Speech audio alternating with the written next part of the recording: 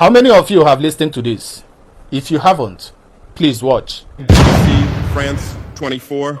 I'm watching you all. I'm recording every lie. I'm archiving every distortion. I am Ibrahim Traoré, and today I'm pulling off your mask. Yes, you heard correctly.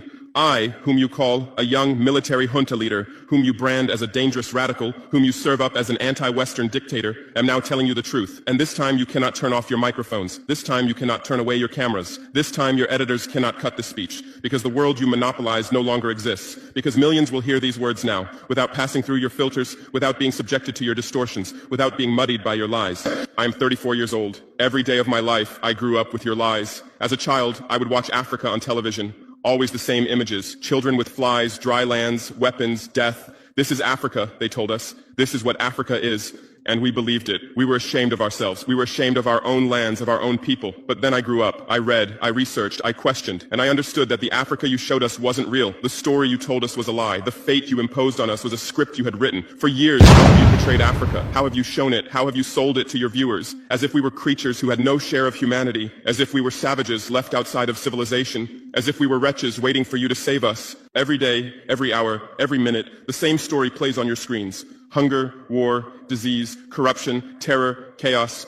These are the words that come to mind when Africa is mentioned. In your Africa dictionary, there are no other words. No hope, no success, no development, no resistance, no honor, no pride, no victory. So I ask you, New York Times, Washington Post, Guardian, Le Monde, have you ever made Africa's successes your headlines? How many times have you written about Rwanda's technology miracle? How many times have you shown Ethiopia's reforestation project? How many times have you praised Botswana's democratic success? How many times have you described Kenya's entrepreneurial ecosystem? No, because these don't fit your scenario. Your Africa cannot be successful. It cannot, because then how will you legitimize your exploitation? If it's not in need of help, how will you intervene? If it's not backward, how will you look down on it? Have you ever asked yourselves, has any editor sitting at their desk, any news director in a meeting, any columnist at their keyboard ever thought, why are the people of the world's richest lands poor? Here are the numbers for you, real numbers. Africa owns 70% of the world's cobalt reserves. Your cell phone, your computer, your electric car won't work without cobalt. This cobalt comes from Congo, but Congolese can't afford cell phones. Africa owns 90% of the world's platinum reserves. Catalytic converters, electronic devices, medical implants, they all need platinum. This platinum comes from South Africa, but South Africans are crushed by unemployment. Africa provides 30% of the world's gold production. Mali,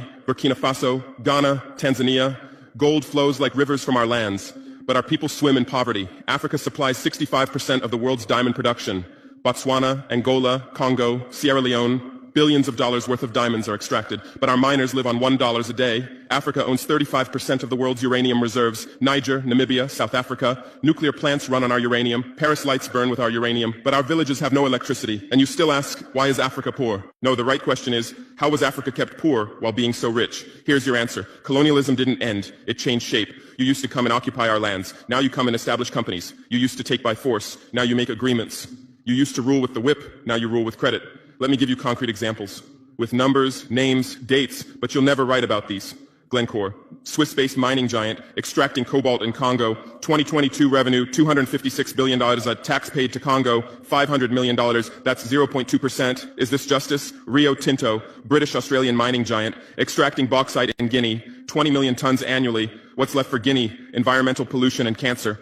Total, now Total Energies, French oil giant, extracting oil in Angola, Nigeria, Congo. 2022, profit, $36 billion investment in Africa, dirty pipelines, Anglo-American, founded in South Africa but now in London. Diamonds, platinum, iron, taking everything. What it left in South Africa? 6 million unemployed miners. And these are just the tip of the iceberg.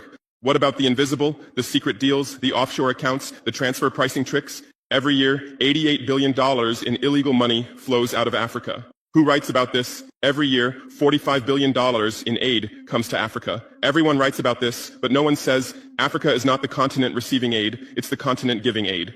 While you zoom your cameras on swollen bellies, there is a huge system working silently in the background. Every day, tons of gold, diamonds, cobalt, uranium, oil leave our land. But how? Here is the system. Step 1, create corruption, bribe our leaders, open offshore accounts, promise them a life of luxury, send their children to your schools. Step 2, make deals, get 50-year, 99-year concessions, ask for tax exemptions, be exempt from environmental rules, ignore labor rights. Step 3, control the infrastructure. Take over ports, airports, railways, but only from the mine to the harbor. Don't build roads to the villages. Don't bring electricity to schools. Step 4, provide security. Set up private security companies. Arm them. Declare protesting. Step 5, silence the media.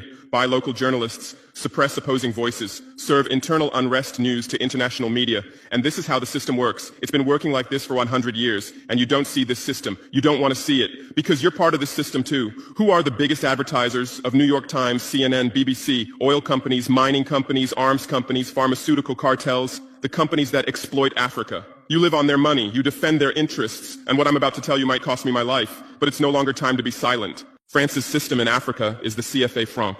14 African countries still use French colonial currency. 50% of these countries' central bank reserves sit in the French treasury. France applies negative interest to this money, so we pay France to use our own money. Through this system, France transfers $500 billion worth of resources from Africa every year. Does anyone write about this? No. But when France gives Africa 10 billion euros in aid, it makes headlines. Britain's system is more sophisticated. London is the world's money laundering center. City of London, offshore paradise. Every penny stolen from Africa passes through London. Jersey, Guernsey, Cayman Islands, Virgin Islands, all under British control. Africa's wealth hides there. America's system is AFRICOM, Africa Command, 46 military bases on the continent. Official purpose, security. Real purpose, resource control. Drones in our airspace every day, listening devices everywhere. They say fighting terrorism, but it's not terrorists, it's people's leaders who are targeted. China is the new player, says win-win, builds infrastructure, gives credit, but in exchange for what? 99-year port concessions, mining rights, agricultural lands, debt-trap diplomacy, ask Sri Lanka, ask Zambia, and you write about none of this. Why? Because you're not free press, you're corporate press, your bosses are billionaires. Jeff Bezos bought Washington Post. Why? For love of journalism? Rupert Murdoch's media empire, Fox News, Wall Street Journal, The Sun, The Times, all from the same hand, all giving the same message. West is good, others are bad. Carlos Slim is the largest shareholder of New York Times, Mexican billionaire. Where's his wealth from? Monopolized telecommunications, got rich off Latin America's back, now controls America's most respected newspaper. And you claim to do independent journalism? Who are your editors? Which schools did they graduate from? Harvard, Yale, Oxford, Cambridge? Always the same elite schools, always the same worldview, always the same prejudices. How are your reporters selected? How many languages does your Africa correspondent speak? French, English, that's all. Swahili, Hausa, Yoruba, Amharic, they don't know. They can't talk to the people. Your sources are always the same. Western diplomats, NGOs, experts, and then you come and lecture us. Okay.